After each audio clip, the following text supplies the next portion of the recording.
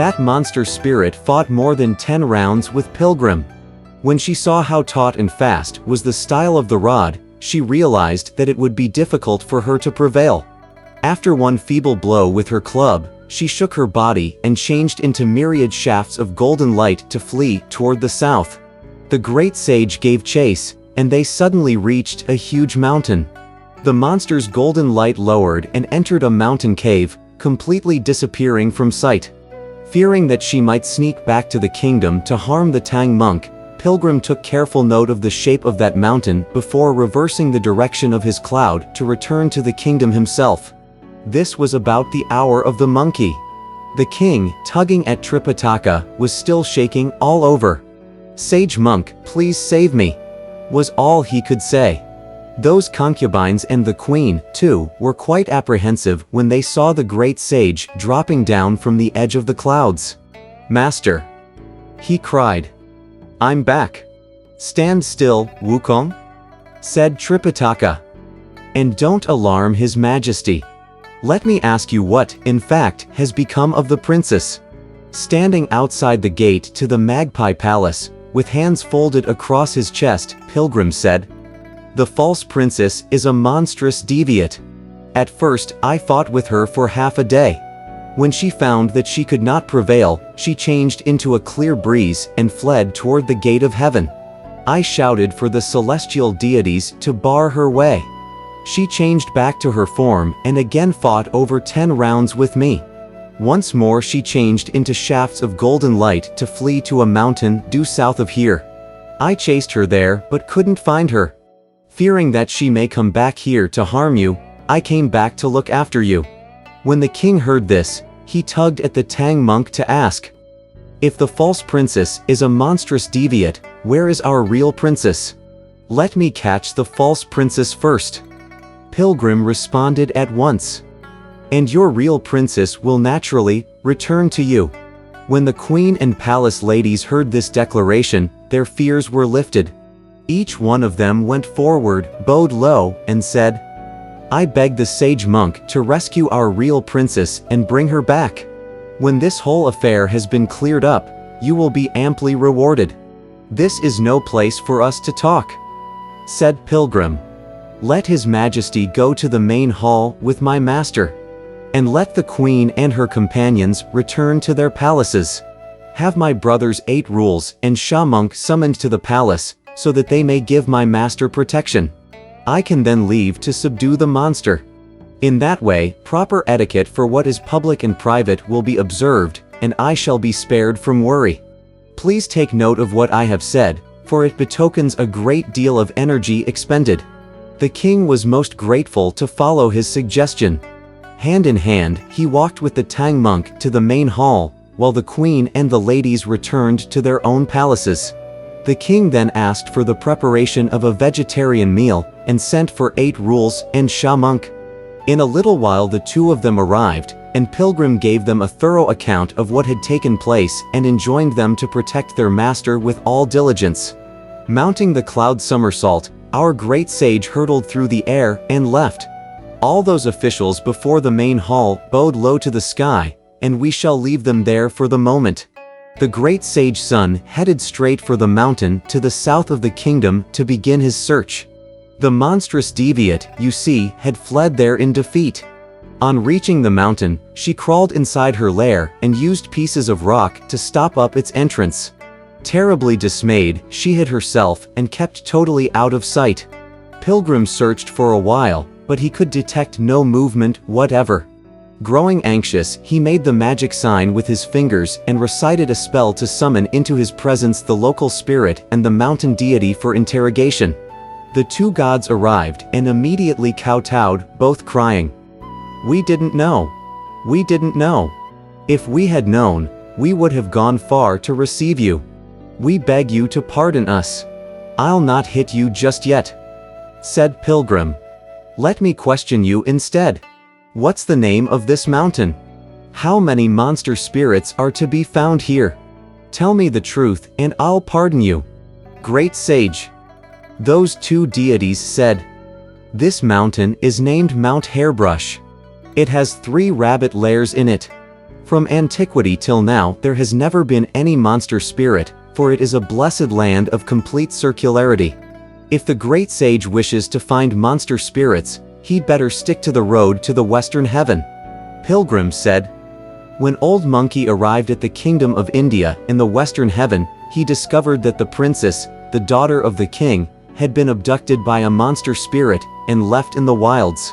The monster spirit assumed the form of the princess to deceive the king into erecting a festooned tower, from which she would toss an embroidered ball to select her husband.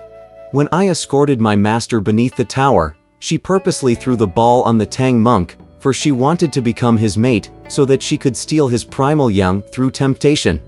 I saw through all that and revealed myself in the palace to capture her. Stripping off her human clothes and jewelry, she fought with me for half a day, wielding a short club called a pestle for herbs. Then she changed into a clear breeze to flee, but Old Monkey caught up with her before the West Heavenly Gate, and we fought for another 10 rounds or more. Realizing that she could not prevail, she changed into beams of golden light and fled here. Why is it that she can't be seen now? When the two deities heard this, they led Pilgrim at once to search the 3 rabbit lairs. They began with the one at the foot of the mountain. Looking there, they could see only a few wild rabbits, which were frightened away. When they searched their way up to the hole on the peak, however, they at once spotted 2 huge slabs of stone blocking its entrance. This has to be where the monstrous deviate is, said the local spirit. She must have crawled in there to evade your pursuit. Pilgrim lifted away the stones with his iron rod. The monstrous deviate was indeed hiding in there. With a loud whoosh, she leapt out and attacked with upraised pestle. Pilgrim wielded his iron rod to parry the blow, so terrifying the 2 deities that the mountain god backed up and the local spirit darted away. Who asked you to? Whined the monster to the 2 of them. To bring him here to look for me. Barely able to withstand the iron rod, she fought as she retreated, rising to midair. It was getting late, and the situation became more precarious. Growing more and more violent, Pilgrim was about to give her the coup de grace. Suddenly a voice rang out from the azure air of the ninefold heaven. Great sage, don't raise your hand. Don't raise your hand. Be lenient with your rod. Pilgrim turned to look and discovered the Star Lord of Supreme Yin, followed by the immortal Chang'e, and other lunar goddesses, all descending in front of him on a pink cloud. Pilgrim was so startled that he quickly put away his iron rod and bowed to receive them, saying, Old Supreme Yin, where are you going? Pardon Old Monkey for not stepping out of the way. The monstrous deviate opposing you, said Supreme Yin, happens to be the jade hare of my vast cold palace, the one who helps me pound the immortal drug of mysterious frost. On her own, she picked open the gold lock and jade bolt and fled the palace for a year. I calculated that she might be in mortal danger at this moment, and that's why I have come to save her life. I beg the great sage to spare her for this old man's sake. Yes. Yes. Yes, said Pilgrim. I dare not refuse you, of course. No wonder she knows how to use a pestle for herbs. So, she is the little jade hare.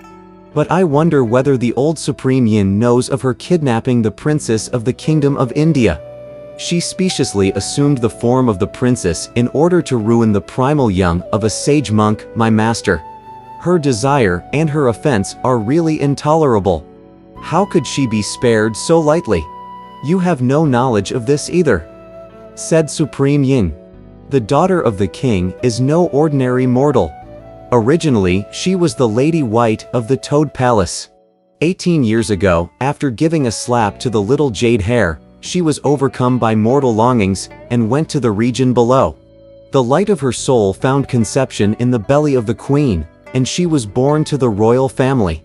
Nursing the grudge of that single slap, this little jade hare ran away from our palace last year, so that she could send Lady White into the wilds.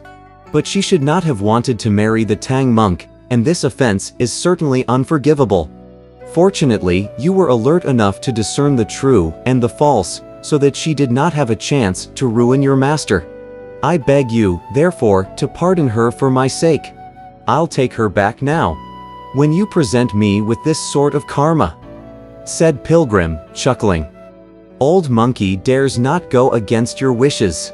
But if you take away the little jade hair now, I fear that the king may not believe me.